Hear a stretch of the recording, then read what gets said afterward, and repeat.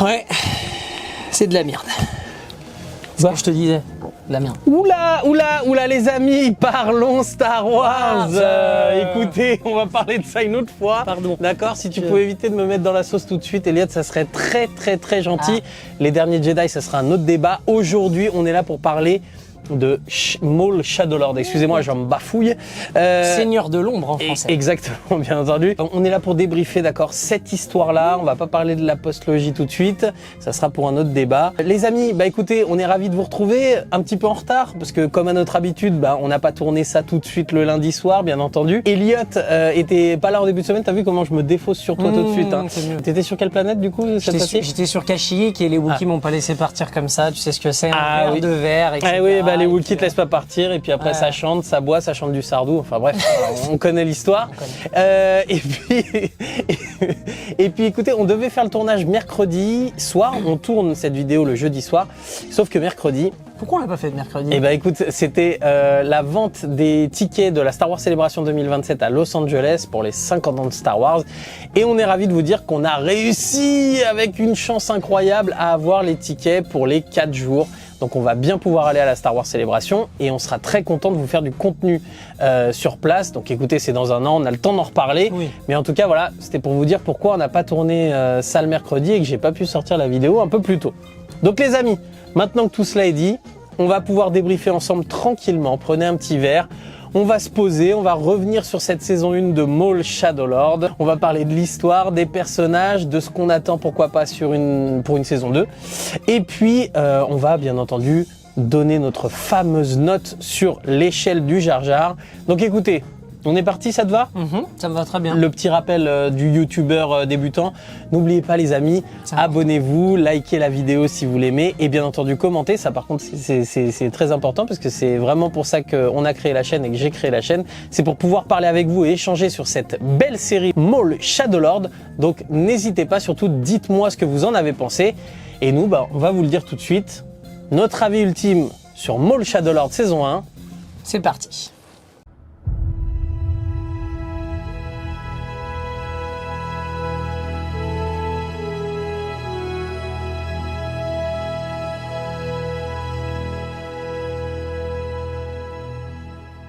Bah écoute Elliot, dis-nous tout. Moi j'ai pu en parler pendant. Oui. Je sais que vous avez été fidèles au rendez-vous les amis, donc merci beaucoup. Vous savez exactement ce que je pense de ces 8 premiers épisodes. Je vous réserve mon avis sur ces 2 derniers, sur ce final pour cette vidéo. Mais Elliot, toi déjà, qu'est-ce que tu attendais de cette série déjà ? Peut-être première question. Quand t'as vu la bande-annonce, le trailer, tout ça, qu'est-ce que tu te disais ? Bah très hypé forcément parce que Dark Maul c'est un personnage qui serait cher à mon cœur. C'est le S. La menace fantôme c'est le film de notre enfance, le film de mon enfance. Donc Dark Maul, malgré que ce soit le méchant du film, j'ai toujours idolâtré ce personnage malgré qu'il il plante mon cher ami Qui-Gon Jinn. Mais ça c'est une autre affaire. C'est une autre histoire. C'est une autre histoire. Donc j'attendais beaucoup de cette série, même si c'était un animé. Il y a encore des choses à raconter sur Dark Maul. Même si sa fenêtre de tir, elle commence à se réduire parce que on y reviendra pas, mais on sait ce qui se passe avant, on sait ce qui se passe après. Donc on se dit est-ce qu'ils vont arriver à nous créer une histoire intelligente, etc. En tout cas, quand j'ai vu le trailer, j'étais très hypé par ça. Je voulais que ça fasse le lien aussi avec Solo parce que quand j'ai vu Solo au cinéma, j'étais tellement hypé pour 10 secondes. On l'a vu 10 secondes encore une fois. Malheureusement, il n'y a pas de suite pour le moment, donc j'avais beaucoup envie de savoir comment il en est arrivé là. Bien sûr. Même s'il y a encore une fenêtre de tir entre la série Maul Shadowlord et Solo, parce que ça se passe pas tout à fait dans la même timeline.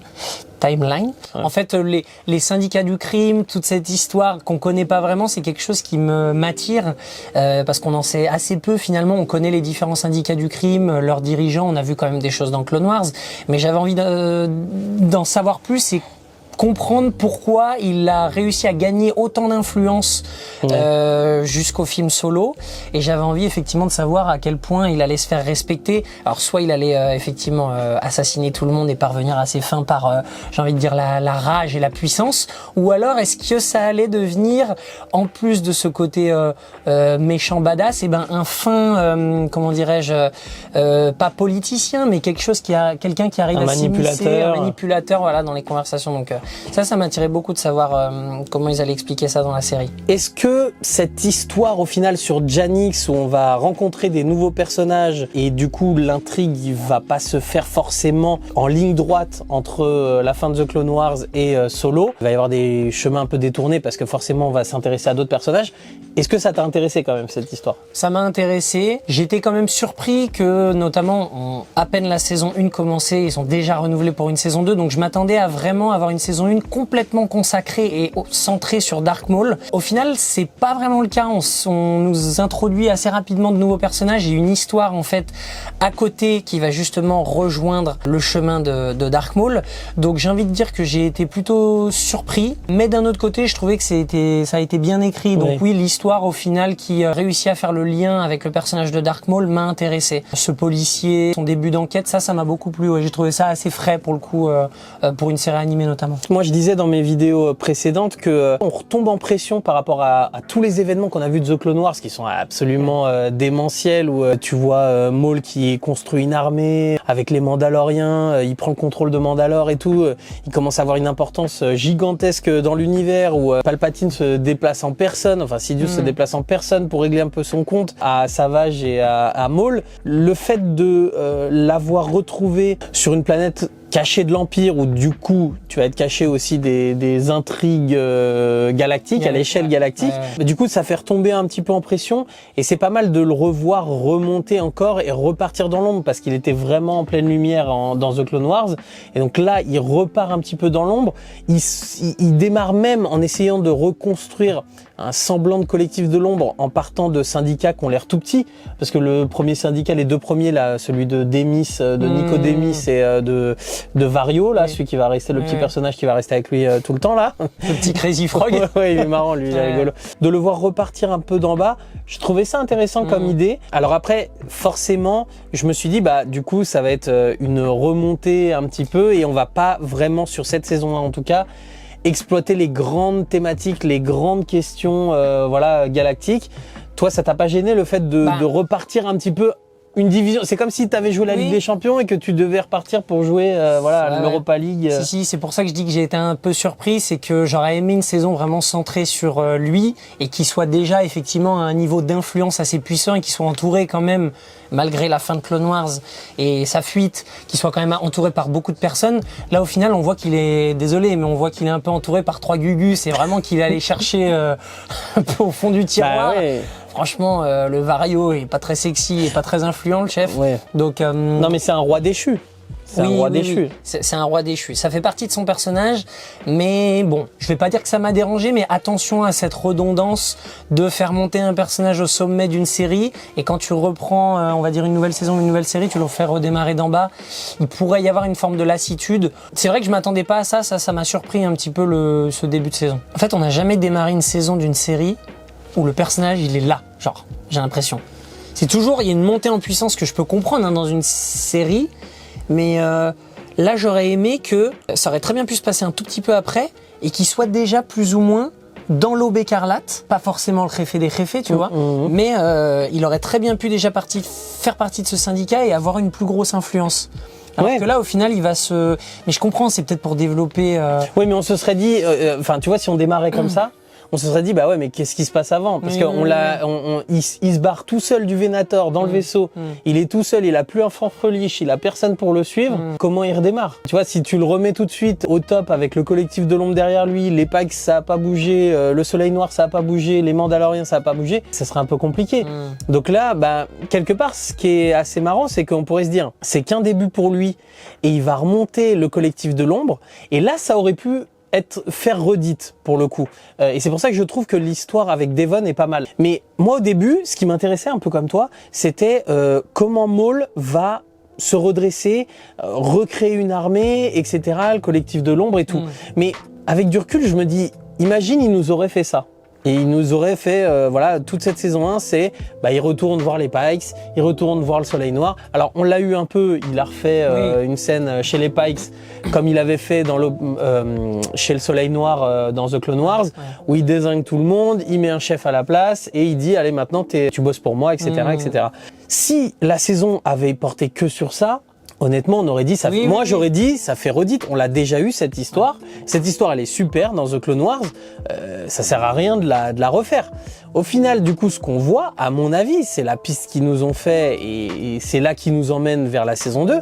C'est que son plan aujourd'hui, il est peut-être plus tourné vers la force, tout simplement, et vers l'utilisation de la force, et donc des plans qui vont être peut-être centrés sur Sidious.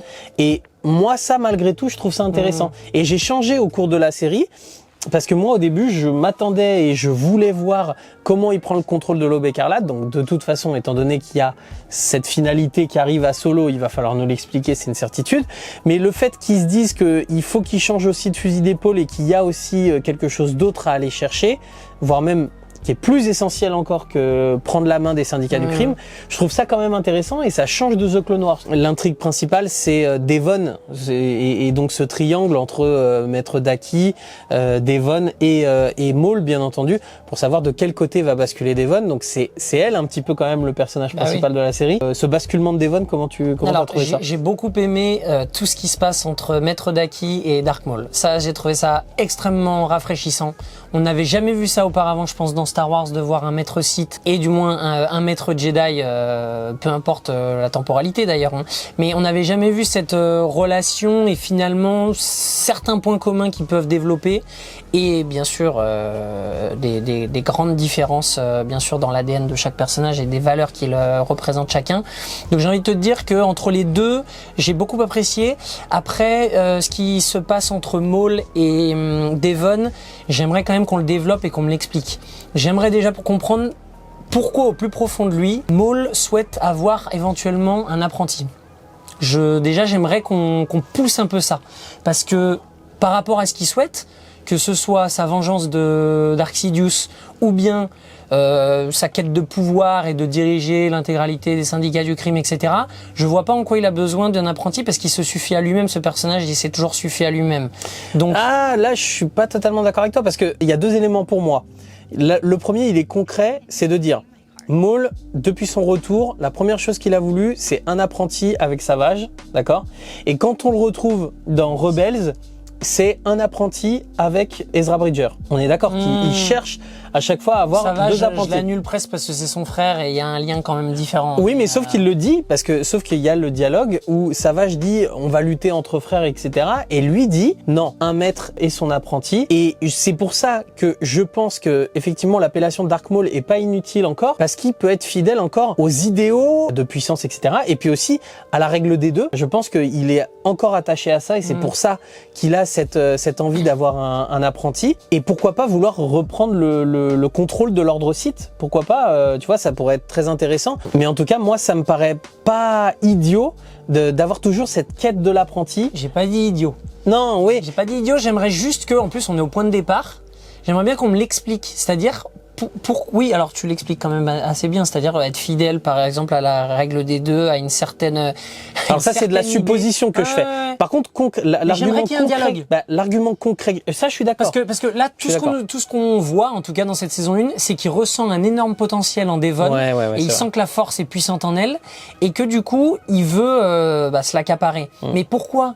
Et j'ai envie qu'on m'explique concrètement pourquoi. Donc on va revenir sur le basculement de Devon là quand on parlera du final et qu'on développera un petit peu les personnages aussi. Mais autre événement qui est assez sympa durant cette saison 1, c'est le retour des Inquisiteurs, lesquels ils auraient pu nous ramener. On aurait pu penser que le Grand Inquisiteur serait convoqué et ils auraient pu aussi faire le choix de nous ramener des nouveaux Inquisiteurs. Mais en l'occurrence, c'est des Inquisiteurs qu'on a déjà vus. Donc il y a Marok, le premier frère qu'on a déjà vu dans Ahsoka. Donc on sait que Marok, il va se faire défoncer par Ahsoka assez quand même facilement, alors qu'il était badass et tout dans la série. On s'est dit allez, oh là là, ça va être dingue et tout. On voit pas son visage, ça se trouve il va y avoir un reveal. Masque qui en jette. Et on retrouve aussi le corbeau.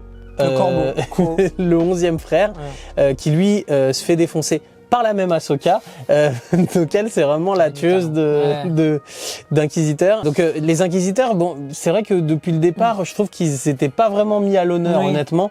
Là c'est bien. je trouve que cette saison 1, elle redore le blason de l'Inquisitorius. Oui et non. D'accord. Je trouve comment ils nous l'ont fait, comment ils nous l'ont montré, les aptitudes au combat, dans la mise en scène, c'est-à-dire à chaque fois qu'ils arrivent, ils sont badass, ils sont classe. Ça, je suis d'accord. Et ils font flipper. La scène où le corbeau, il débarque dans le commissariat pour interroger Riley. Je suis d'accord. Je peux te dire, et je le disais dans une des vidéos, t'imagines, tu vois ça en live action. Ouais. Avec une musique un peu sombre et tout, et je vais dire, j'ai pas envie d'être à la place de Riley, hein, je te le dis tout de suite. Il est assez courageux parce qu'il dit qu'est-ce qui se passe? Il y a un problème. C'est limite il lui Non, mais c'est vrai que pour le coup, ça aurait fait flipper. Mais donc, ça redore un petit peu le blason de l'Inquisitorius. Sur le côté inquiétant, etc., je suis entièrement d'accord. J'ai bien aimé le côté que ce soit au final des inquisiteurs confirmés, et même plus que confirmés, qui sont envoyés par Palpatine. Ça montre que quand même, ils vont pas chercher n'importe quel guignolo. T'as raison. Voilà. Il y a juste un petit bémol, je disais oui et non tout à l'heure, parce que je trouve quand même que dans les épisodes, je crois que c'est 8 et 9, vers la fin, quand ils commencent à se mettre en quête de retrouver Devon et un petit peu toute la clique, tout le monde, je trouve ces scènes un petit peu lentes, c'est-à-dire on passe des inquisiteurs, t'as envie de leur dire mais vous voulez pas courir un tout petit peu, parce qu'en fait tu sais ils vont partir et je pense qu'ils le savent qu'ils cherchent à quitter la planète, et les mecs ils marchent un petit peu à 2 à l'heure pour les flairer. Ça, j'ai trouvé ça un tout petit peu ledge dans la mise en scène, mais après bon, je trouve que c'est un choix et quand tu le vois, alors on va bien entendu parler de Dark Vador, mais tu vois tous les méchants, que ce soit les 2 inquisiteurs ou Dark Vador, ils courent jamais. Ils courent jamais. Alors après, sauf en combat, Marok et le Corbeau, là, quand ils sont contre Maul, des fois ils font des mouvements un peu. Mais c'est vrai que quand ils sont en recherche, c'est comme les films d'horreur où le tueur il fait que marcher. Et les autres ils courent comme des barjots. Et tu sais pas pourquoi ils sont juste derrière et ils sont en train de marcher. C'est vrai. Mais je trouve que ça renforce le côté inquiétant, moi. Je suis complètement. Donc ça me dérange pas vraiment. Je suis d'accord. Est-ce que du coup, selon toi, cette série, elle est vraiment destinée à un public différent de toutes les séries animées qu'on a eues jusqu'à présent, et qu'on est vraiment sur un public plus adulte selon toi? D'un certain point de vue, pour reprendre les paroles d'un sage. D'un grand sage. Non, sur certains aspects de la série, oui, complètement, et ça en fait totalement partie. C'est vrai que ce côté adulte, avec des scènes qui foutent un peu les boules, je te rejoins complètement, ça fait vraiment série adulte. Après, t'as quand même ce côté un peu plus cool à travers divers personnages, on va y revenir, mais le côté un peu comique de Vario et de Two Boots qui viennent tout de suite un peu rendre le truc un peu plus léger, ça vient un petit peu compenser. C'est là où je trouve que c'est très intelligent, parce que ça va parler à tous les publics, aussi bien le grand public de Star Wars, et en même temps apporter ce côté un petit peu plus série adulte qu'ils ont voulu développer dans The Acolyte, et où on avait dit voilà, enfin une série un peu qui touche qui est un peu plus sombre, etc. Donc je trouve que c'est un bon compromis intelligent. T'es en train de dire que The Acolyte est une super série adulte. Super série adulte. Okay. Non, mais en tout cas c'est ce qu'ils ont voulu. D'accord. Alors là, attention, la vie est incroyable. On est à peu près dans pareil que ça, les amis. Bref. Il y aura 2 débats. Il y aura 2 débats. Non. En tout cas, c'est ce qu'ils ont voulu, je pense, développer dans la série animée, ce côté, voilà, on va renforcer le côté adulte, mais au final, ils nous apportent des personnages comme Devon, comme Riley, un peu plus jeunes, pour quand même que ça puisse toucher le plus grand public. Ils n'ont pas pris trop de risques de ce côté-là, mais moi, ça me dérange absolument pas, j'ai trouvé ça bien. Et pour parler un petit peu du 3e arc, moi, j'ai bien aimé au tout début le ton enquête, polar, un peu à l'ancienne, film policier et tout. Et je trouve que malheureusement, on quitte un peu ça après, mais ce qui est logique au final, parce que forcément, t'es obligé de rejoindre l'arc de Maul, forcément. Mais du coup, ça me donne vraiment des envies et des regrets, dans le sens où, je t'en parlais tout à l'heure, où j'avais vraiment envie de voir un film policier, un film ou une série, peu importe, mais une enquête, ce ton un peu enquête noire et qui fait un petit peu flipper, pourquoi pas, dans l'univers de Star Wars. Je trouve que ça s'y prêterait super bien, et encore plus en live action. Je suis quand même surpris qu'ils aient pas centré vraiment la série sur Maul. Ils ont voulu intégrer de nouveaux personnages, mais qui au final, et notamment à l'image du père, finissent par s'effacer au fur et à mesure, même s'il y a quand même un grand final à la toute fin, et on y reviendra. En vrai, si tu voulais centrer sur Maul, c'est vrai que les 2 arcs essentiels, c'est Devon et Daki et Maul, Ouais. t'aurais pu faire ces deux arcs-là en parallèle, sans un troisième arc. Ouais, ce Il y troisième a un arc. peu côté remplissage, je trouve. Ouais, au Malgré final, que ouais. ce soit intéressant, Oui. il y a un peu ce côté,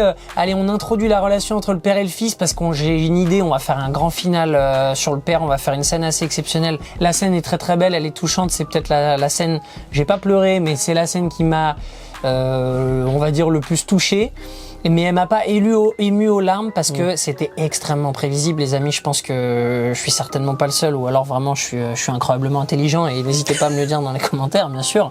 Mais on va pas se C'est mentir. brillant. Ce film brillant, ce final, il était extrêmement prévisible depuis la fin de l'épisode 1 ou la fin de l'épisode 2. Je veux dire que ce soit l'arc entre Lawson et son fils. J'ai senti le côté sacrifice en fin de saison et qu'il allait mourir pour sauver son fils. C'est exactement ce qui s'est passé. Ne parlons même pas de la relation entre Dark Maul et Devon. C'était évident que Maître Daki allait mourir de la main de Dark Vador. Un message. Ah bah.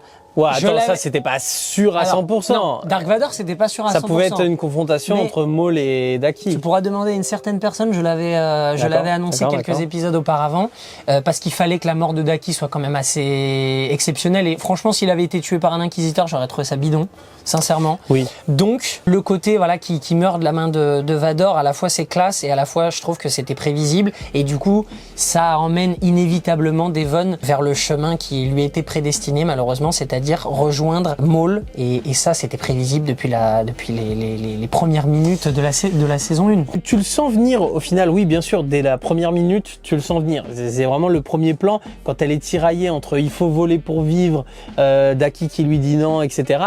Tu sais à peu près la finalité, mais du coup, c'était marrant parce qu'au fur et à mesure de la série, je me disais, c'est tellement évident Qui vont nous prendre que à si ça se trouve, Oui. si ça se trouve, ils vont. Et donc du coup, j'ai eu un doute jusqu'à la fin quand même. Moi aussi. Enfin, tant que de toute façon il se passe pas les événements, tu te dis peut-être que. Au final, ça donne raison. Oui, au final, ça donne raison. Moi, je vais te dire, un grand final avec un énorme combat entre Daki et Maul, et t'as une scène assez importante où t'as Devon qui est tiraillé entre les deux et qui fait le choix d'aider Maître Daki, et limite une scène où, bien sûr, il est pas coupé en deux, mais une scène où tu vois finalement Maître Daki ou Devon blessé de manière assez importante Dark Maul, et que du coup le maître et sa padawan arrivent à s'enfuir, et ben là j'aurais dit putain, ils nous ont surpris parce que ils nous teasent au fur et à mesure la montée en puissance et l'attrait vers l'obscurité de Devon, et au final elle fait quand même le choix de la lumière alors que c'était pas le choix qui était évident. Ça, moi j'aurais adoré. Bon, on l'a fait un peu dans le désordre, mais du coup, on revient sur l'arrivée de Vador quand même. Qu'est-ce que t'en as pensé? Parce que je suis un peu mitigé, donc j'aimerais bien avoir ton avis quand même. T'as vraiment kiffé cette scène de fin, son arrivée, puis le combat, et jusqu'où ça nous amène? Ouais, moi j'ai adoré le moment, parce que t'as quand même un moment de tension où t'as Rook, du coup c'est elle qui dit attendez, il se passe quelque chose, et t'as cette brume où bah tu vois pas le personnage.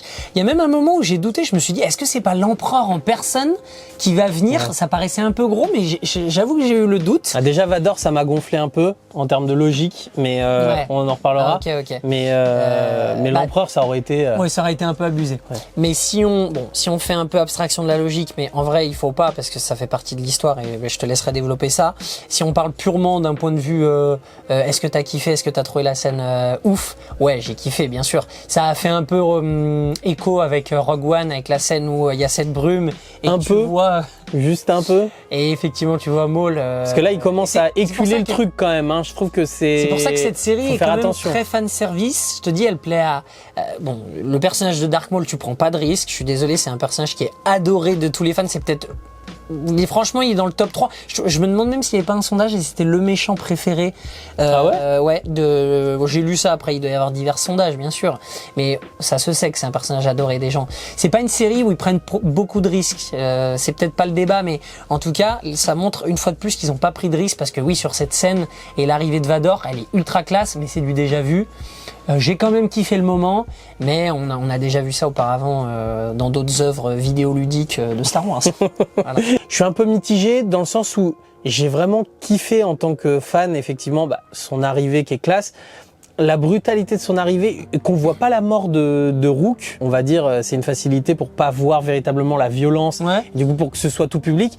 Mais je trouve que dans le sound design, qui est encore une fois excellent. Là, d'entendre Rookcast qui se fait broyer, où t'entends des os broyer, ou la trachée qui s'écrase. Et au final, tu te dis, mais attends, c'est quoi?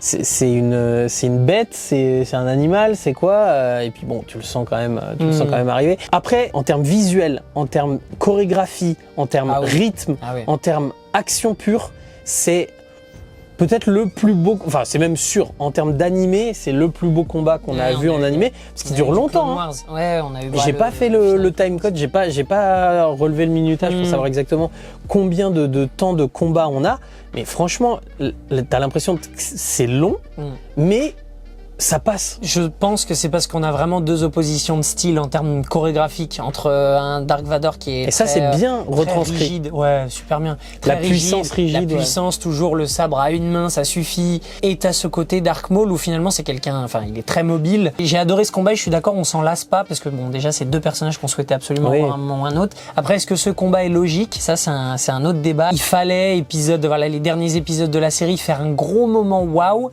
et je pense que si on te dit qu'est-ce que tu retiens de cette saison 1? Il y a beaucoup de gens qui vont dire oh l'affrontement entre Dark Vador et Dark Maul c'était fou. Bah oui, c'est sûr. Et voilà ce qu'ils ont voulu retenir. Si t'avais le grand inquisiteur qui arrivait, je l'ai super mal prononcé, dans la brume, on aurait fait voilà. Oui, c'est pas faux. Ça rejoint un peu ce que tu disais sur au final la facilité et l'anticipation de tout ce qu'on va pouvoir avoir dans la série, en tout cas dans cette saison 1. J'espère qu'ils vont miser sur la saison 2 pour nous faire des surprises un petit peu. Pourquoi pas un retournement de Devon? Parce que là, on sent bien qu'elle est dos au mur, elle a pu son maître, elle est traquée par l'Empire, qu'est-ce que tu veux qu'elle fasse de toute façon? Donc au final, je comprends qu'elle dise à Maul, ok, c'est bon, je suis prête, je viens avec vous, de toute façon... Et sur le coup de l'émotion en plus... Oui, mais pour se dire, pour lutter, de toute façon, il n'y a pas 36 000 solutions. Si je veux lutter, je le fais auprès de qui? Parce qu'elle est persuadée qu'ils ont un but commun en fait avec Dark Maul. Je pense que Devon aura quand même du mal de se détacher de Maul et à reprendre une certaine forme d'indépendance dans sa quête. Et puis dans quelle quête surtout. C'est ça qu'on va nous... il va falloir quand même qu'on développe aussi le personnage. Il est très développé le personnage de Devon. Mais oublie pas le L dans quelle quête. Très bon. Non mais voilà. Non. Et maintenant en fait Devon elle va être du coup assoiffée de vengeance. Maintenant, on va juste nous dépeindre ce personnage comme assoiffé de vengeance? Non, je pense que justement, il va y avoir autre chose. Il va y avoir des choses à creuser dans la saison 2. J'espère. Ça va être important. J'aimerais bien qu'elle fasse une rencontre inattendue. Pourquoi pas, peut-être pas un maître Jedi, mais quelqu'un qui puisse la refaire basculer du côté de la lumière. Alors ça serait assez inattendu et ça serait chouette. Ouais. Avec ce final, en fait, il y a quand même des choses où effectivement, tu m'as un petit peu sensibilisé quand tu m'as parlé du côté prévisible, clairement, de la série. C'est sûr que le fait de connaître les enjeux de beaucoup de personnages, ça va diminuer l'aspect émotionnel, et comme tu le disais, pour la mort de Lawson par exemple, tu le vois venir tellement à 10 000 km qu'au final t'as du mal à être touché. C'est comme Daki, tu sais qu'à la fin ça va mal se terminer pour lui. Oui. Pourtant je me suis bien attaché au personnage. Pareil. Tu pourrais te dire que ça va te faire de la peine quand il meurt. Moi je sais pas ce que t'as ressenti, mais moi j'ai pas non plus, ça m'a pas fait un truc de dingue. Paradoxalement, ce qui m'a le plus touché, et c'est ce que je disais dans ma dernière critique de 7 et 8, c'est toute l'introspection de Maul et ce côté ultra touchant. Mais vraiment, là pour le coup, je te promets que j'ai eu les larmes aux yeux. Vraiment, ils ont réussi à me toucher sur Maul qui se console lui-même dans ce reflet, où ce reflet s'excuse de son passé, alors qu'au final... Ok, il a peut-être un germe mauvais en lui en tant que Zabrak sur Dathomir. C'est sûr qu'il y a peu de Jedi qui viennent de Dathomir, on va dire. J'ai pas envie de réhabiliter, c'est pas une réhabilitation du personnage, ça reste un salaud, voilà et tout. Mais de comprendre la psyché de ce méchant qui a été tout le temps solitaire, la solitude est même illustrée là dans le fait que ce soit lui-même qui se console. Tu vois, enfin, franchement, j'ai trouvé ça magnifique, et le voir en plus avec les graphismes qui sont bien faits et tout, c'est bien joué. Donc tu vois, c'est pas les animations du visage, elles sont bien jouées, les expressions faciales, elles sont vraiment bien jouées. Et de voir, tu vois, cette larme qui coulait, franchement, pour moi, c'était le paroxysme de l'émotion de la série. Alors que pourtant, il y aurait dû y avoir des moments très forts sur ce final. Malheureusement, côté émotion, ça tombe à plat. Et je dis ça parce que le combo gagnant de Star Wars, c'est action, émotion.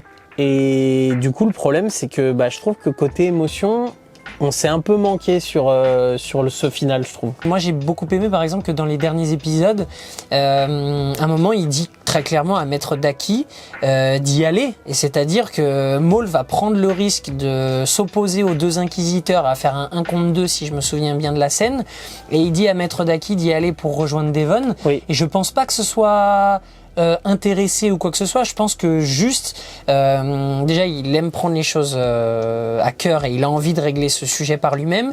Mais j'ai l'impression qu'il a quand même ce côté, je vais pas dire bon au plus profond de lui, parce que je pense que je vais me faire tailler et puis ce sera peut-être à juste titre. Non, mais dis ce que tu penses. Mais j'aime bien ce côté où des fois t'as l'impression que son cerveau est capable de vriller ou déconnecter, et là à l'instant T, il est quand même très instinctif, Maul. C'est un personnage à la fois, il est très paradoxal parce que il est un peu à l'instar d'un Gollum, tu vois. Là, il y a des scènes où il va se parler, il va s'interroger et il va avoir un peu plusieurs personnalités, notamment quand dans Clone Wars ou même là quand il rentre un peu dans la folie. Je trouve que ça en fait un personnage tellement passionnant parce qu'il il a multiples facettes. Et d'un côté, j'aime bien voir une palette de lui qui est pendant un court instant, il va prendre une décision où il va avoir un peu de clémence et on s'attend pas à ça. Et par exemple, il va pousser Daki pour le mettre dans le pétrin. Vous vous souvenez probablement de la scène. Et il y a un autre moment où par contre, il va dire à Daki d'y aller. Et ça, ce côté instinctif et inattendu, j'aime bien. Et c'est ça qui fait la qualité d'une série en fait. C'est de ne pas savoir ce qui va se passer dans la scène suivante. Et c'est ce qu'il a manqué dans le final, et pour faire vraiment de cette série et de cette saison 1 une très bonne saison à mon goût. Maul, du coup, est-ce que tu penses qu'ils nous l'ont pas rendu un peu trop sympathique? Moi, je suis pas choqué parce que vu la complexité du personnage, je trouve qu'il y a presque une forme de logique, qu'il ait des moments où il soit très sombre, des moments où il s'interroge et des moments où ponctuellement il peut prendre des décisions qui sont un peu plus réfléchies. Donc, vu la complexité du personnage, je suis pas choqué et j'ai même plutôt bien aimé. On pourrait comparer limite ça à The Acolyte. The Acolyte, en fait, te réécrivait les Jedi en essayant de pas vouloir être manichéen, donc du coup tu réécris un petit peu les Jedi pour voir les mauvais côtés, etc. Et là c'est l'anti-Acolyte où en gros tu vas essayer de réécrire un petit peu ton méchant pour lui donner un peu plus de complexité, etc. Mais là où ça marche pas du tout sur The Acolyte, parce que il y a rien qui te justifie le fait de se comporter comme se comportent les Jedi dans The Acolyte. Là en l'occurrence, tu rentres tellement dans justement la psychologie du personnage. L'intimité en fait, son intimité. Exactement. Et puis, alors j'avoue que Maul a quand même une facilité, c'est qu'on connaît quand même pas mal son passé, on sait ce qu'il a traversé. Là, il nous le remontre à travers la scène de flashback, qui est une des scènes les plus marquantes pour moi de la série, où effectivement il revit tous ses traumas. Et c'est là que tu comprends.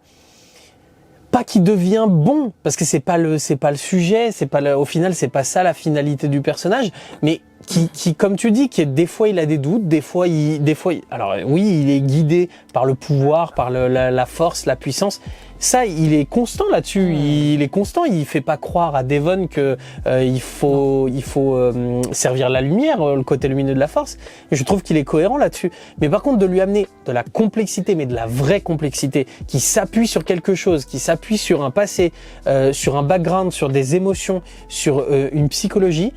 Là, ça c'est validé pour moi, mais à 1000%. Complètement d'accord. Est-ce que tu trouves cohérent le fait que dans cette série, ce qu'on apprend quand même, c'est que il est passé de son ennemi juré Obi-Wan Kenobi à son ennemi juré Dark Sidious quand même? Ça me choque pas aussi parce que comme il le répète à plusieurs reprises, il a bousillé sa vie et on sent bien qu'il y a une partie de Maul, je pense très enfouie, mais qui se dit qu'est-ce que sincèrement je serais devenu si j'avais pas été aux côtés de cette personne-là.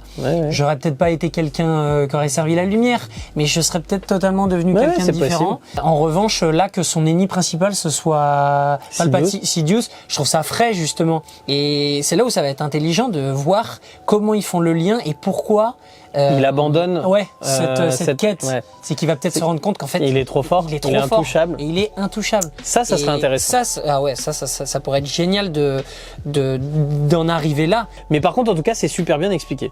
Mais je trouve que la saison 1 est parfaite pour nous justifier le fait qu'aujourd'hui, enfin, et pas que la saison 1, tout ce qu'il a traversé dans The Clone Wars, c'est clairement Sidious, c'est clairement celui qui a brisé sa vie. C'est pour ça, attention à pas mettre trop d'éléments secondaires et de remplissage dans cette série, parce que je pense que c'est pas l'objet, il y a beaucoup mieux à exploiter. Écoute, pour passer à Devon, qui est quand même le second personnage principal, on en a déjà quand même pas mal parlé du basculement et tout, mais le cheminement du personnage, le fait de contester assez vite, en fait, dès le départ, un petit peu les méthodes, tout du moins, et le discours de son maître.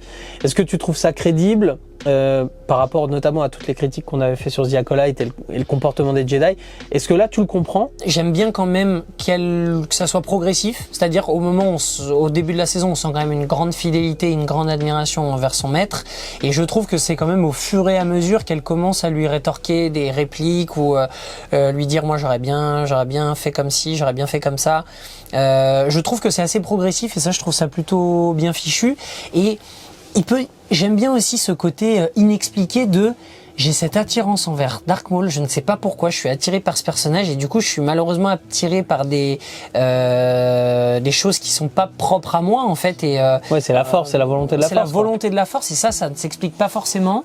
Alors c'est peut-être facile. Ouais, c'est juste ça qui m'embête. Moi sincèrement, la force ça reste quand même quelque chose de très énigmatique. On nous l'explique, mais on sait pas parfaitement comment ça fonctionne. Et du coup, moi, cette justification un petit peu qu'on ne voit pas, ça me dérange pas parce que la force reste quelque chose de mystique. Voilà. Et ben moi, je suis pas crédule.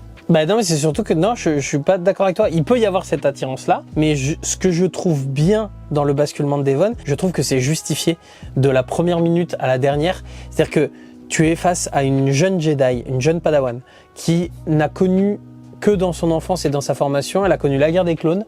Elle n'a pas véritablement connu l'âge d'or des Jedi, l'âge de paix et donc la patience très développée, etc. Et donc une envie d'action parce qu'elle est née dans l'action et elle a besoin d'agir. Et que tu aies une vie de Jedi remplie comme a pu l'avoir Maître Daki et qu'il a vécu toutes sortes d'aventures, etc. Et qu'aujourd'hui il est un peu au crépuscule de sa vie et qui se dit bon bah c'est un peu une retraite anticipée, etc. Bah, tu l'acceptes de vivre un peu comme ça. Ouais. Par contre, quand tu as 14 ans, 15 ans, 16 ans, enfin là je dis 14 ans parce que les Jedi généralement ils sont impliqués très tôt, mais quand tu as généralement 18, 20 ans, pour faire un parallèle avec nous, et qu'il y a des événements qui font que tu sens qu'il y a besoin d'agir, généralement c'est des jeunes gens, 18-20 ans, enfin entre 16 et 20, qui vont se bouger et qui vont justement essayer d'agir et de faire pencher la balance justement du bon côté. Bah, tu fais un parallèle clair avec par exemple ce qui s'était passé pendant la Deuxième Guerre mondiale.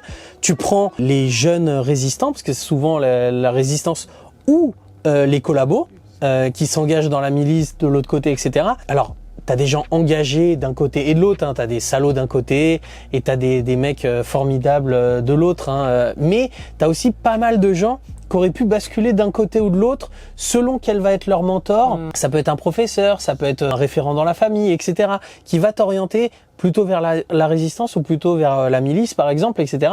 Moi ça m'intéresse beaucoup l'histoire, donc j'ai lu pas mal de récits là-dessus où au final ça s'est joué à pas grand-chose.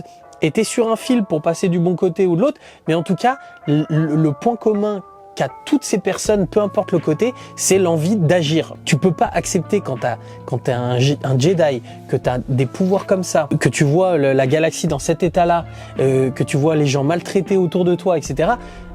Tu peux pas te dire je ne vais pas agir. Et je trouve que du coup c'est très concret comme motivation.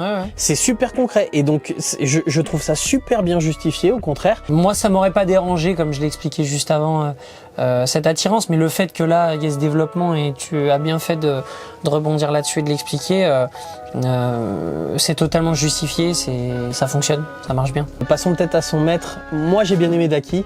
Je me suis tout de suite voilà. Après ils sont malins. Ils voulaient un maître Jedi sage, petit et vert. C'est là où je dis ils ont pas pris trop. Comme toi, j'ai fait rapidement le parallèle, le lien. On fait tout de suite écho bien sûr à Yoda et ça le rend extrêmement attachant. Moi, j'ai toujours été très attiré par les maîtres Jedi, justement un peu avec de l'expérience. C'est pour ça que Qui-Gon et de la sagesse. C'est pour ça que j'ai toujours adoré Qui-Gon, même si on sait que c'est pas un personnage si sage que ça. Oui, c'est pas le plus sage, ouais. C'est pas le plus sage. Mais ouais, Daki, j'ai tout de suite été beaucoup plus finalement attiré par Daki, et bien qu'il soit peut-être plus prévisible, en tout cas c'est logique, comme tu l'as dit, il est au crépuscule de sa vie, mais qu'une Devon elle m'a pas gonflé parce que c'est pas un personnage énervant, Devon, mais c'est que je voyais tellement la trajectoire qu'elle allait prendre que du coup j'étais déjà un peu blasé par ce personnage avant le début de la série. J'ai bien aimé qu'il y ait Maître Daki parce que c'était pas, pour revenir à lui, c'était pas forcément évident que sur une série sur Maul, t'es un maître Jedi de cet âge-là qui est survécu. On sait qu'il y en a eu effectivement qui sont pas morts après l'ordre 66 et qui ont continué à vivre. Mais là, de le mettre dans cette histoire, j'ai trouvé ça plutôt malin. Je pense qu'ils l'ont uniquement inclus pour que ça rende le personnage de Devon un peu plus intéressant et que ça vienne créer cette dualité en elle. Pour passer au Lawson, alors père et fils, on en a quand même pas mal parlé, je trouve, avec le final et tout, donc ça sert pas forcément à grand chose de revenir dessus. Juste rajouter que c'est bien quand même d'avoir mis la mère qui, elle, et du coup, travaille sur Coruscant pour l'Empire. Oui. C'est intéressant aussi d'humaniser un petit peu l'Empire, toujours dans cette... Là, c'est vraiment l'affiliation, je trouve, Andorre, de voir des gens qui, tout simplement, travaillent, qui bossent. Ont envie de gagner un salaire et qui... Voilà, qui voient pas forcément le côté maléfique de l'Empire. Ça rend tout ça encore plus crédible, donc on reste, pour moi, là, dans cet esprit Andorre et je trouve ça très, très bien. Après, sur cet arc-là, le personnage qui au final est bien, mais qui m'a déçu un petit peu, c'est Two Boots. Parce que je m'attendais vraiment à... Je trouvais qu'il y avait un vrai potentiel sur ce personnage en début de saison, notamment un potentiel émotionnel. Et au final, ça m'a un peu déçu parce que je m'attendais à des scènes beaucoup plus... surtout son retournement, en fait, tu vois, de revenir vers les Lawson et puis voilà. Je m'attendais à un truc plus fort et au final, tu vois, je trouve que ça manquait un peu. Très, très touchante les premières scènes avec le coup du café, avec Lawson, etc. Le fait qu'il ait la photo de lui et Lawson, tu sens que c'est sa famille, quoi. Il essaye de s'humaniser avec ses bottes, donc il se donne vraiment, il essaye de se singulariser, donc ce qui est pas banal pour un droïde, parce que normalement tu restes dans le truc. Pourtant, il essaye il veut respecter les protocoles, etc. Il y avait un vrai truc profond que tu aurais pu raconter avec lui sur le fait justement que ce soit un droïde qui fasse appel à son humanité pour lutter contre l'Empire, qui est censé être quelque chose d'humain. Là, au final, pas avoir vraiment été au bout de l'idée, parce que tu sens qu'ils ont eu cette idée-là. Moi, je suis persuadé qu'ils l'ont eu, cette idée-là, dans l'écriture. Mais ouais, ils sont pas allés au bout du truc. Et au final, il manque quelque chose. Et si on passe au collectif de l'ombre, Rookcast, on a parlé de sa mort. On aurait pu la creuser plus, honnêtement. Je dirais, j'ai pas envie de dire grand chose sur sa personnalité, j'aimerais juste savoir qui est le mec qui l'a dessiné et qui a fait son costume. Parce qu'on peut pas l'appeler Sabine Wren un peu. Ah bah si. Un peu d'originalité les mecs, putain. Bah oui, mais c'est une Mandalorienne. Ah mais les cheveux courts, exactement les mêmes coloris.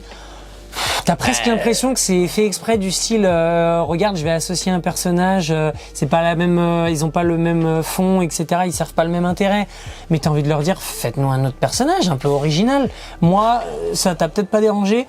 Moi, dès les premières minutes, j'ai dit, franchement, les mecs, vous manquez d'originalité, ou vous le faites, ou c'est volontaire. Mais je trouve ça dommage. Après, elle est fidèle déjà à son dessin de The Clone Wars. Elle est restée, tu vois, dans le même morphotype et enfin la même coiffure et tout. Et après, des Mandaloriennes avec des cheveux longs, avec le casque, ça serait pas facile.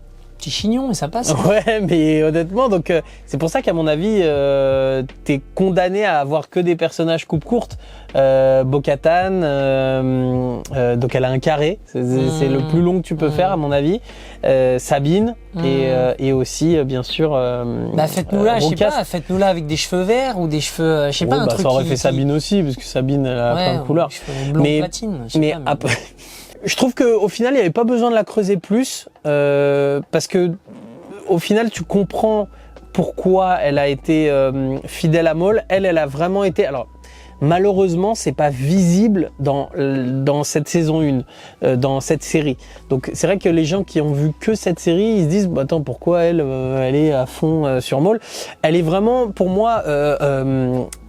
fidèle à Maul sur son discours qu'il fait aux Mandaloriens au moment du siège de Mandalore, et en disant soyez fiers d'être Mandaloriens et en gros battez-vous jusqu'à la mort en Mandalorien, etc. Tu sais, il fait un discours un peu pour mobiliser les troupes et tout, qui est cohérent avec la mentalité de la Death Watch, etc. Ce côté très guerrier, fidèle jusqu'au bout. Ouais.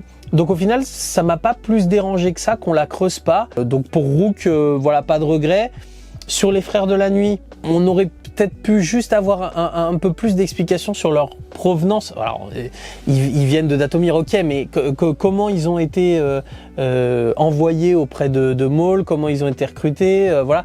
Ça aurait pu être un peu plus... Là, ils ont servi juste de parallèle à faire un rappel savage Maul et d'amener des actions très classes, parce que effectivement, eux, que ce soit la sulfateuse ou la mort des deux, c'est-à-dire que Scorn, il sauve Maul quand même à un moment, et Icarus, il a une belle mort aussi dans l'acide, là où il embarque... trois soldats TK très classe, là. Donc non, ça c'était classe. Ouais, c'était classe. Ça manquait parce que pour le coup la série est bien écrite. Je pense qu'il n'y avait pas grand chose à faire pour juste nous amener un peu plus de background sur ces deux personnages. Sur l'outil Vario, on l'a dit. On l'a déjà dit, donc le comic relief. Un peu le vaurien à la. C'est pas le même personnage encore une fois, mais je trouve qu'il a un petit côté Han Solo. Oh non, voilà, il a dit vaurien, je me suis dit, il va quand même pas dire Han Solo. Parce que pas du tout dans les mêmes intérêts. Il a une motivation quand même commune. Je pense que l'argent, ça reste quelque chose de très important pour lui, et il a ce côté un peu drôle. C'est dans ce côté comic relief. Han Solo, c'est quand même lui qui développe les vannes dans le 4, dans le 5, et c'est là où dans le 6 oui, aussi. j'ai compris. Et en fait, c'est juste là où je le retrouve, c'est qu'il a ce côté vaurien parce que c'est pas un personnage qui a énormément d'ambition. Il est là juste pour gagner un peu de thunes et il fait rire un peu tout le monde.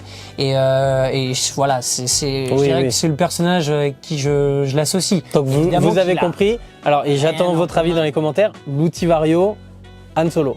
Voilà, ça c'est l'avis d'Eliott. Les mêmes persos. non, mais je pense que vous m'aurez compris, du moins je l'espère.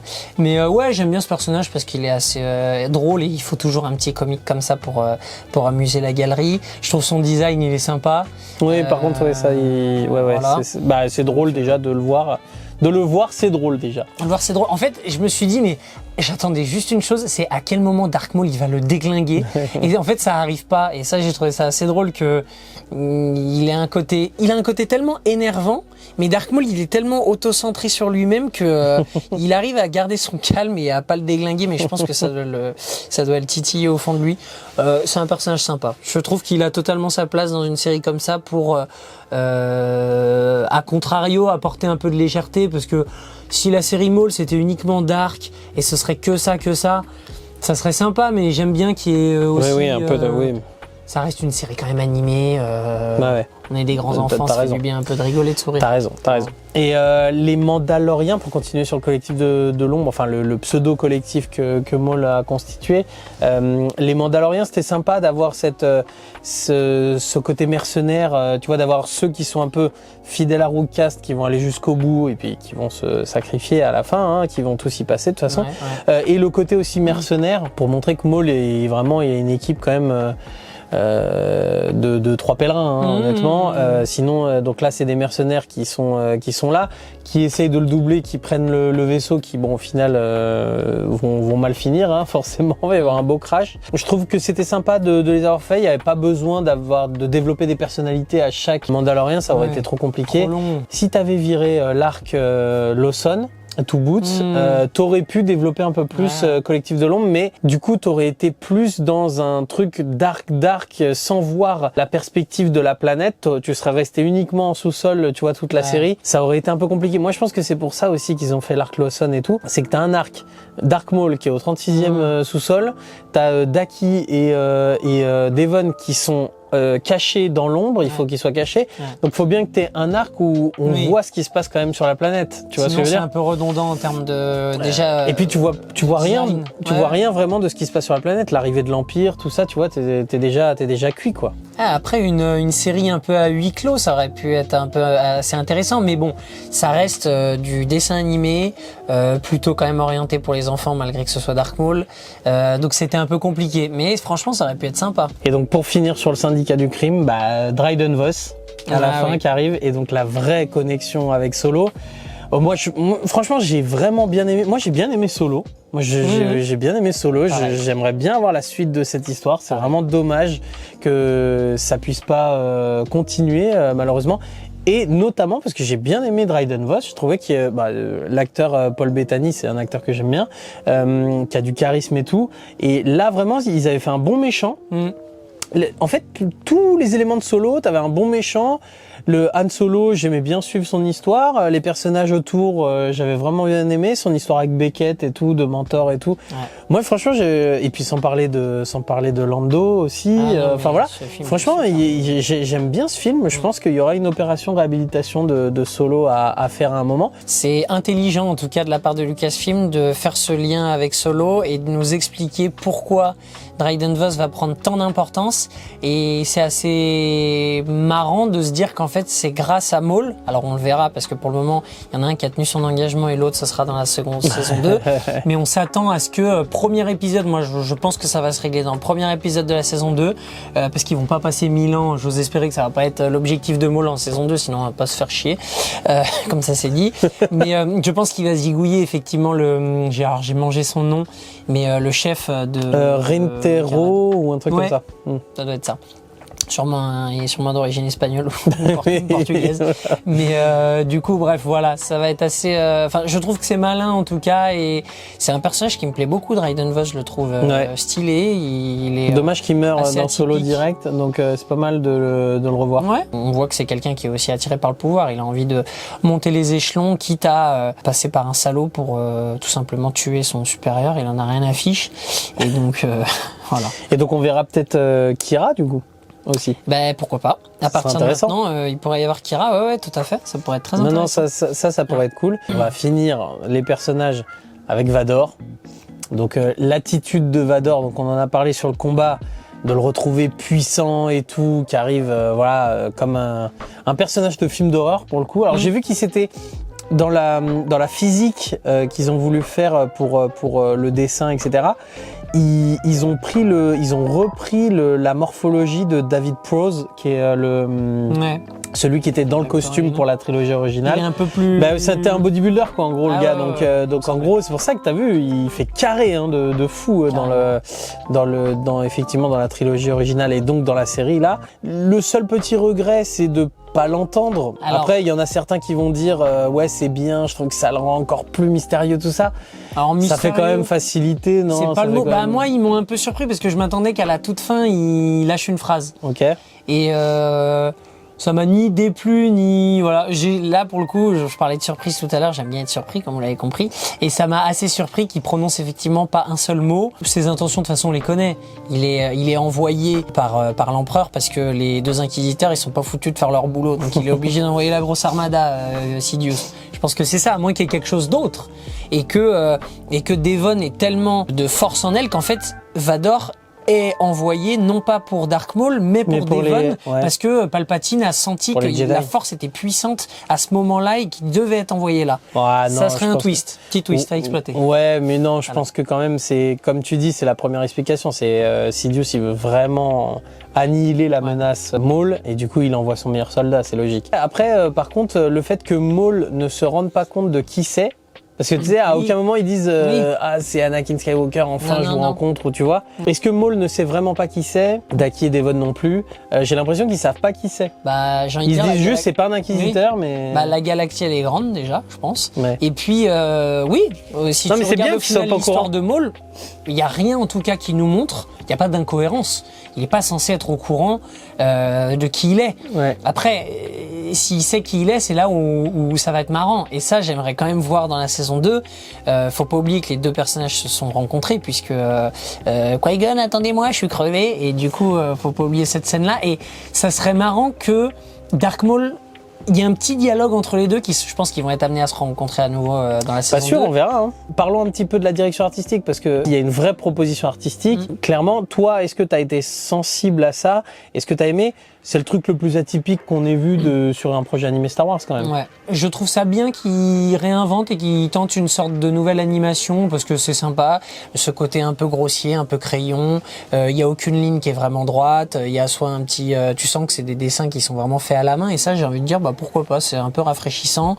En plus, je trouve que par rapport au personnage de Maul, qui n'est pas rectiligne, qui est très contrasté, je trouve que d'apporter cette animation et ce dessin un petit peu différent, ça se marie très très bien. Alors que par exemple, s'ils avaient fait ça pour des Jedi, qui sont des personnages qui sont très carrés, qui sont très rigoureux, ça aurait pas été logique. Bien sûr. Sur Dark Maul, je trouve qu'il y a une forme de cohérence. Ça m'a beaucoup plu sur les 2-3 premiers épisodes.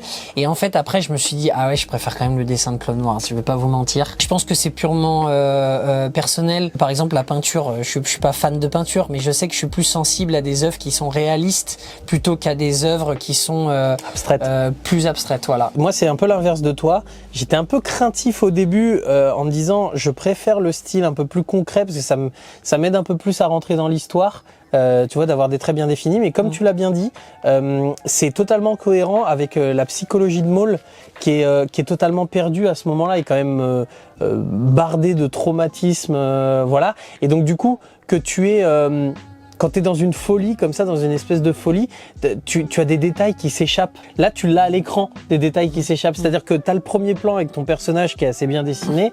Et par contre, ce qu'il y a derrière, au final, s'estompe.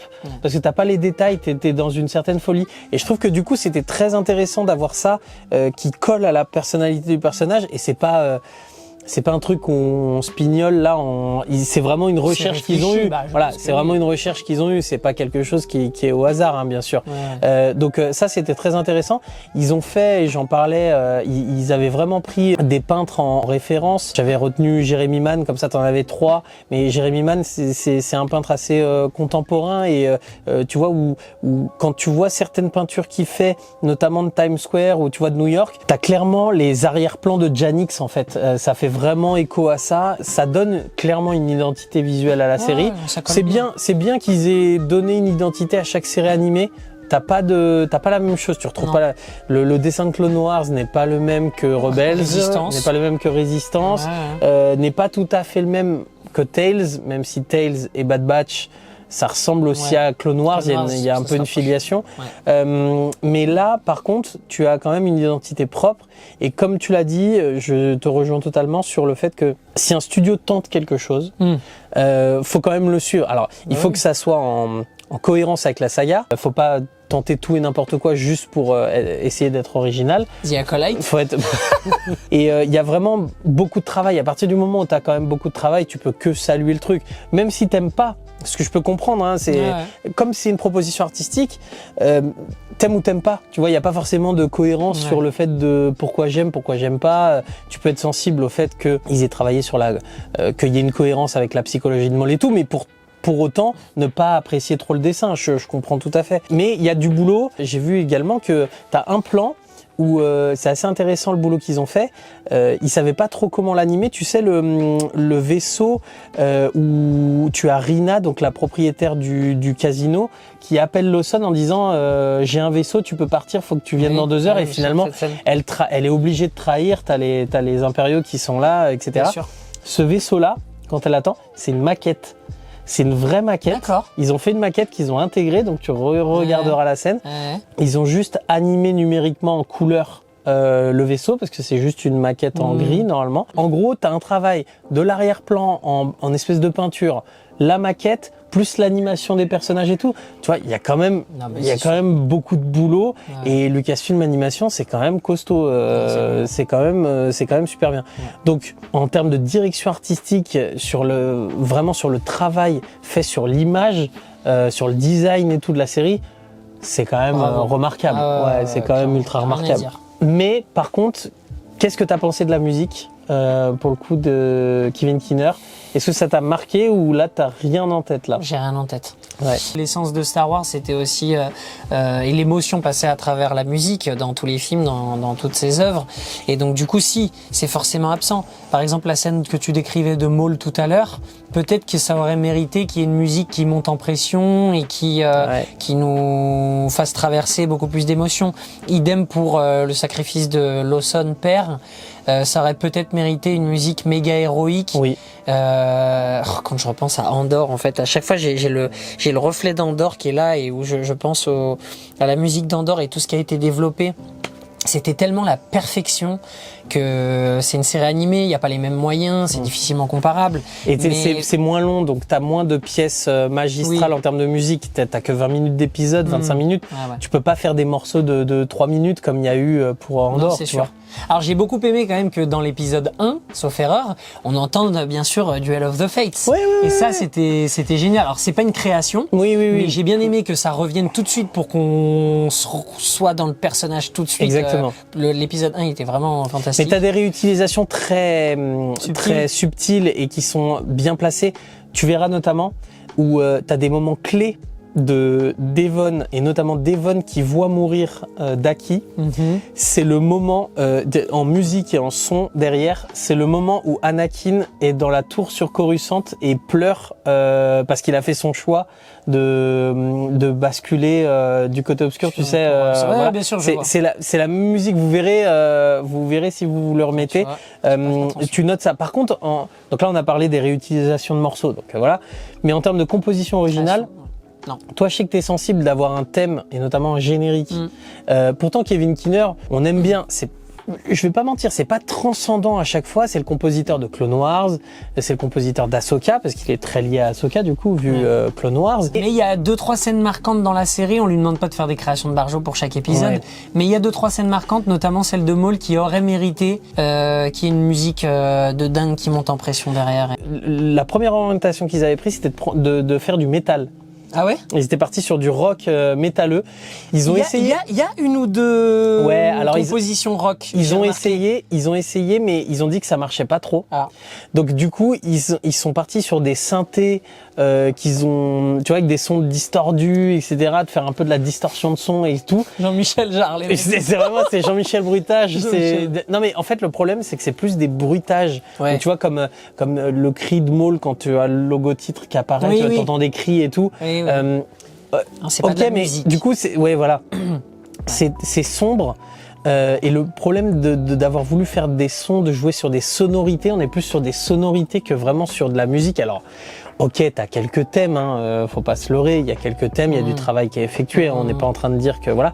Mais le problème de s'être embarqué, à mon avis, dans un truc où tu te dis ça va être sombre et tout, ça l'a empêché quand même de faire, je trouve, des compositions et des mélodies qu'auraient pu s'entendre un peu. Moi, je suis désolé, mais ils disent qu'ils ont fait un thème sur Devon qui est un peu tout en subtilité et tout. Moi, je suis désolé, en tout cas, ça ne m'a pas marqué et ça t'a gâché. Je suis d'accord, les moments héroïques. Peut-être que c'était ça. Pourquoi on n'a pas été aussi touché? C'est peut-être qu'il a manqué aussi de souffle en termes de musique et ça a pas aidé. Tous les ingrédients étaient peut-être pas réunis. Moi, je pense que la scène du père Lawson qui se sacrifie, tu rajoutes 10 secondes de musique épique. Déjà, alors de musique épique et puis tu rallonges un tout petit peu la scène. Alors je sais que ça doit pas être évident parce que 25 minutes, voilà. Mais là, c'était le moment. Tu rajoutes de 10-15 secondes la scène où tu le vois marcher lentement, il se prend 1 balle, 2 balles et au final il va finir par mourir et tu rajoutes une scène avec des violons et tout, le truc un peu cliché, mais ils sont tellement talentueux. C'est dommage de pas leur laisser la possibilité sur une série comme ça de s'exprimer. Même sur une série animée, allez-y quoi. Nous on aime ça. Tous les fans de Star Wars, je pense, sont sensibles à la musique. Ça fait partie tellement de l'œuvre générale que il faut pas hésiter sur des moments héroïques comme ça. On ne vous le demande pas de partout, mais il y avait 2-3 scènes qui méritaient. Et pour finir, écoute, pour un peu synthétiser notre avis global, est-ce que pour toi, c'est la meilleure série animée Star Wars? Alors la question elle est vite répondue malheureusement. Ouais. Alors, déjà c'est dur de juger sur une seule saison. Oui, ça c'est vrai. Ça répond un peu à la sûr, question parce sûr. que bon, quand t'as 7 saisons de Clone Wars, 4 de Rebels, c'est très difficile de pouvoir bien sûr. comparer. 3 de Bad Batch. Donc non, clairement c'est pas d'après moi c'est pas la meilleure. Mais est-ce qu'elle en a le série. potentiel alors? Bah, vu la richesse du personnage, il y a une partie de moi qui a envie de dire oui, mais c'est quand même difficile d'y répondre. Je pense que Clone Wars, t'as tellement de personnages importants. T'as Obi-Wan Kenobi, t'as Anakin Skywalker, t'as trop de personnages. Ça va être difficile quand même d'arriver à ce niveau-là, même si tu peux avoir une histoire de dingue. Donc il y a quand même un gros potentiel dans la série. Ça a été pas mal exploité en saison 1, mais j'aurais aimé des choix différents, donc j'espère qu'en saison 2 on ira plus loin et qu'ils nous surprennent davantage. C'est surtout ça vraiment que j'attends dans cette deuxième saison, qui nous emmène là où on s'attend pas, notamment sur le personnage de Devon. Et je le souhaite en tout cas que ce soit la meilleure série Star Wars de tous les temps et qu'il fasse une saison 2 de dingue et que du coup il re-signe pour 2 saisons supplémentaires. Franchement, pourquoi pas? Et qui s'étalonne. Et qui dépasse Solo. Exactement. Et qui s'étalonne sur plusieurs années. Pourquoi pas effectivement faire une saison 3 ou une saison 4 ou 5 qui se passe après Solo? Ça serait génial. Il y a encore quand même des choses à raconter. Je sais pas combien d'années se séparent Solo de Rebels, mais je pense qu'il y a quelques années. Il y a un petit gap. Donc voilà, franchement, s'ils bossent bien, et on sait qu'ils sont extrêmement talentueux, et notamment pour les séries animées, et ben ça peut faire une excellente série.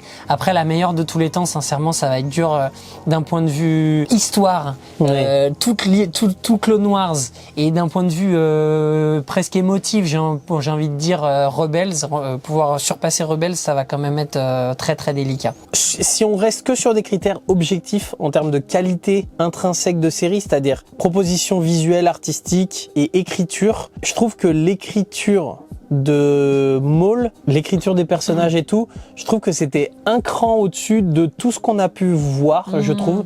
L'introduction des personnages et tout, t'es tout de suite embarqué dans le destin des personnages, je trouve que c'est quand même vraiment bien. Pourtant, j'adore, j'adore Clone Wars, vraiment. J'adore Rebels. Rebels, c'est vraiment une série qui est très chère à mon cœur. Mais je trouve qu'en termes d'écriture, si on est juste objectif et qu'on n'est pas embarqué dans notre émotion et tout, je trouve que sur l'écriture pure, Maul, là, Shadowlord, c'est quand même du très haut niveau. Je pense que c'est un peu au-dessus de ce qu'on a pu voir. Et aussi, pour rajouter, t'as des scènes d'action qui sont assez folles, par contre. Je trouve combat et les scènes d'action pour de la série animée, The Clone Wars, qui a quand même beaucoup de combats et tout, je trouve que là c'est quand même au-dessus. Que ce soit les courses poursuites, oui c'est vrai, t'as raison.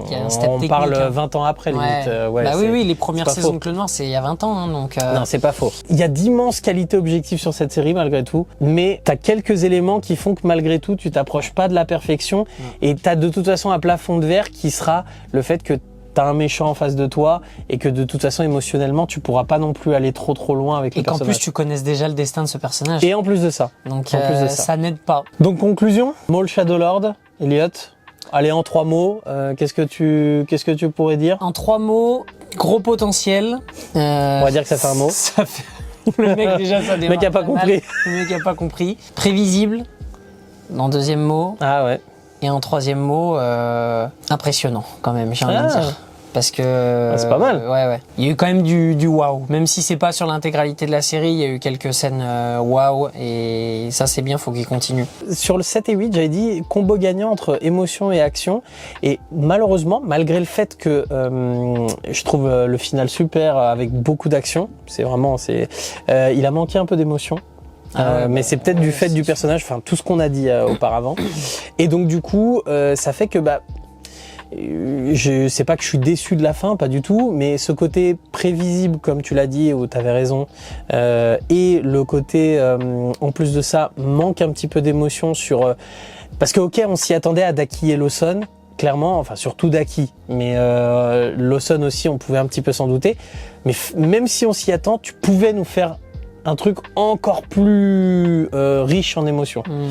Et malheureusement, on est passé un petit peu à côté de ça. Et c'est malgré tout la dernière, le dernier goût dans la bouche qu'on a, c'est ce final. Hein. Donc si t'as ce dernier goût un petit peu pas amer, faut pas déconner, mais juste où il t'a manqué un petit peu quelque chose, bah tu te dis bon bah au final Maul c'était quoi bah c'était prévisible, et en plus de ça il a manqué un peu d'un souffle sur ce final en termes d'émotion. Donc à vous de nous dire, hein, ça se trouve moi je suis passé à côté, ou toi aussi en termes d'émotion, ça se trouve vous ça vous a dévasté la mort de Daki et de Lawson. J'en profite parce que je vois que tu parlais de goût dans la bouche et de Daki. Oui. Tu connais la boisson préférée de Daki? Le daiquiri. Allez, c'est bien. On va finir là-dessus, il est temps. Ouais, il est tard. Il est tard. Finissons peut-être avec une note du Jar Jar. Alors, on ne sait pas du tout parler avec Elliot. Une note pour ce final, bien qu'il était prévisible, il était quand même assez impressionnant et sympa à voir. Donc, je vais quand même lui mettre la note honorable de 16 sur 20. Ok. Parce que j'ai quand même adoré le combat, il y avait des scènes assez impressionnantes. Après, sur l'œuvre intégrale, à savoir les 10 épisodes, je pense que je vais mettre seulement, et je suis un peu déçu, mais la note de 14 sur 20, ce qui reste quand même une bonne note. Oui. Mais j'en attendais beaucoup parce que c'est un personnage qui est très cher à mon cœur, et je trouve que il y a de la profondeur dans le personnage, mais je pense qu'ils peuvent encore l'exploiter davantage, et que les personnages secondaires ont pris trop de place au sein de la série, et je m'attendais vraiment à être plus centré sur le Seigneur de l'Ombre. Et pour le moment, on en a vu beaucoup, mais j'en attendais encore plus, surtout qu'encore une fois, c'est des épisodes de 20-25 minutes, donc t'as pas trop le temps, mine de rien, pour du secondaire. Et notamment en saison 1, je pensais quand même qu'ils allaient vachement se concentrer sur lui, et qu'ils allaient introduire de nouvelles quêtes, de nouveaux personnages en saison 2. Ils ont pas pris ce parti-là, et je trouve ça... Bah attends, tu sais pas. Étonnant. Tu sais pas. Moi, je suis pas totalement d'accord avec toi, parce que comme tu vas te retrouver qu'avec Devon et Maul, si t'as une saison 2 qui est recentrée un peu sur la force et le côté obscur et l'ordre Sith ou pas, ou autre chose, ça peut aussi, tu vois, tu peux aussi partir dans d'autres directions. Donc pourquoi pas. Moi, je mettrais pour ce final, je mettrais quand même un 16 sur 20. Et puis si je devais au global sur cette première saison, je serais un peu plus généreux que toi, je mettrais 15 sur 20. On est sur une écriture qui est très intelligente, esthétiquement c'est vraiment quand même très soigné, il y a beaucoup de travail, il manque peut-être un peu de musique, donc c'est là que ça perd un peu de points, et effectivement cette saison est un peu prévisible, dès que tu regardes les premiers épisodes, tu sais à peu près comment ça va se finir, mais il y a quand même pas mal de potentiel sur cette saison 2. Moi je vois vraiment cette saison 2 quand même passer vraiment un cap, parce que là de toute façon on va être recentré sur Maul, sur le côté obscur et sur Sidious. Vraiment, donc écoute, moi j'ai hâte d'avoir cette saison 2. Vivement la saison 2, j'espère qu'on n'attendra pas trop longtemps. Non, sur les projets animés, je pense que l'année prochaine. Hein. Ouais, je pense que tous les ans ils y arrivent. Ouais. Et c'est tous les 2 ans pour les... pas loin de la Star Wars Célébration. Pas loin de la Star Wars Célébration, à mon avis. Donc on en reparlera peut-être prochainement. Exactement. Et puis dites-nous, vous les amis, maintenant, ce que vous en avez pensé. Ça sera très intéressant de pouvoir débattre en commentaire. Si vous êtes encore là après cette longue vidéo, encore une fois, merci d'être resté avec nous jusqu'au bout, c'est très gentil. Laissez un petit commentaire justement pour nous dire ce que vous en avez pensé. Moi je réponds aux commentaires, on les lit avec Elliot, hein, donc ça sera avec plaisir qu'on en débattra ensemble. La chaîne est faite pour ça. Les amis, on se retrouve bientôt. On a notamment Mandalorian et Grogu dans le viseur. On a un gros mois de mai là, on va exactement, pas se mentir, hein. Donc on va se retrouver très bientôt pour The Mandalorian et Grogu. Donc les amis, n'oubliez jamais, parlons Star Wars. Que la force soit avec vous. Ainsi avons-nous parlé. J'ai besoin que quelqu'un me dise où est ma place dans tout ça.